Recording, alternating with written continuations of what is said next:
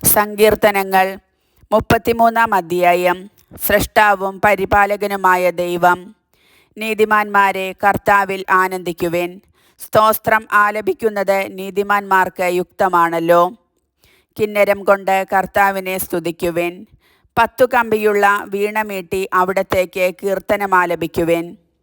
കർത്താവിന് ഒരു പുതിയ കീർത്തനമാലപിക്കുവിൻ. ഉച്ചത്തിൽ ആർപ്പുവിളികളോടെ വിദഗ്ധമായി തന്ത്രിമീട്ടുവിൻ. കർത്താവിൻ്റെ വചനം സത്യമാണ്, അവിടുത്തെ പ്രവൃത്തി വിശ്വസനീയമാണ്.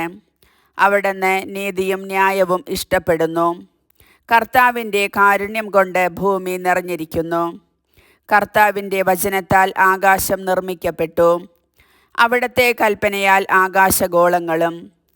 അവിടുന്ന് സമുദ്രജലത്തെ ഒരുമിച്ച് കൂട്ടി, ആഴങ്ങളെ അവിടുന്ന് കലവറകളിൽ സംഭരിച്ചു.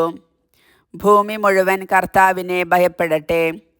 ഭൂവാസികൾ അവിടുത്തെ മുൻപിൽ ഭയത്തോടെ നിൽക്കട്ടെ. അവിടുന്ന് അരുളി ചെയ്തു, ലോകം ഉണ്ടായി. അവിടുന്ന് കൽപ്പിച്ചു, അത് സുസ്ഥാപിതമായി. കർത്താവ് ജനതകളുടെ ആലോചനകളെ വ്യർത്ഥമാക്കുന്നു, അവരുടെ പദ്ധതികളെ അവിടുന്ന് തകർക്കുന്നു. കർത്താവിൻ്റെ പദ്ധതികൾ ശാശ്വതമാണ്, അവിടുത്തെ ചിന്തകൾ തലമുറകളോളം നിലനിൽക്കുന്നു.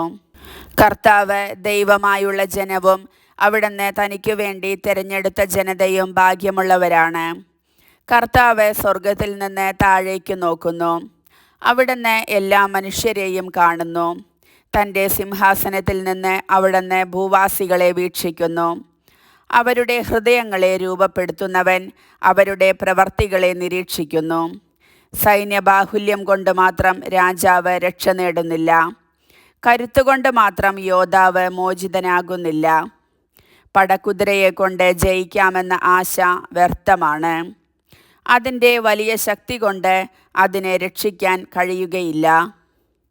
ഇതാ, തന്നെ ഭയപ്പെടുന്നവരെയും തൻ്റെ കാരുണ്യത്തിൽ പ്രത്യാശ വയ്ക്കുന്നവരെയും കർത്താവ് കടാക്ഷിക്കുന്നു. അവിടുന്ന് അവരുടെ പ്രാണനെ മരണത്തിൽ നിന്ന് രക്ഷിക്കുന്നു, ക്ഷാമത്തിൽ അവരുടെ ജീവൻ നിലനിർത്തുന്നു.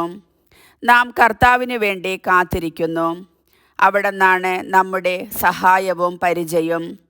നമ്മുടെ ഹൃദയം കർത്താവിൽ സന്തോഷിക്കുന്നു, എന്തെന്നാൽ നമ്മൾ അവിടുത്തെ വിശുദ്ധനാമത്തിൽ ആശ്രയിക്കുന്നു.